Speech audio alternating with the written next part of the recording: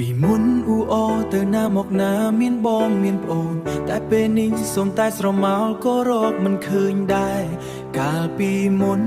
ខ្ញុំមានមិត្តច្រើនរាប់មិនអស់ទៅណាក៏មានគេស្គាល់គេហៅរាប់រកគ្រប់គ្នាញ៉ាំអីក៏ជួបដើរលេងសប្បាយរាល់ពេលវេលាមិត្តភាពហាក់ដូចជាគ្រាដែលមិនអាចរលាយបាត់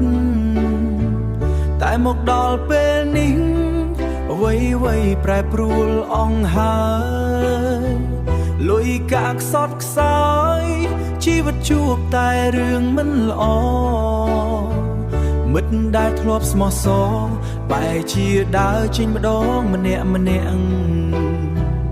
ត្តច្រើនពីមុនឥឡូវបាត់មកអស់ទៅណា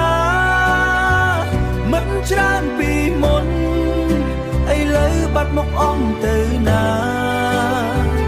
ឬមួយមកពីគេថាមនុស្សក្រមិនគួររាប់អា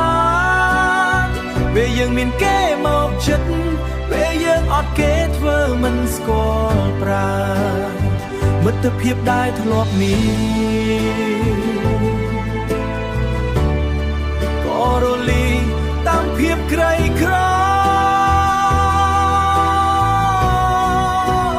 គេមានគេភ្លេចយើងគេថ្កើងគេមើងងាយពាក្យសម្ដីធ្លាប់សប្បាយប្រែជាសងកកក្រងរកគ្នាមិត្តភាពពិតប្រាកដគឺដឹងគ្នាក្នុងគ្រាអាសន្នវាសនាទើបដឹងថាអ្នកណាជាមិត្តក្នុងគ្រាអាសន្នវាសនាទើបដឹងថាអ្នកណាជាមិត្តស្លាប់រស់ពិតប្រាកដជាមិត្តស្លាប់រស់ពិតប្រាកដអរគុណភាពក្រ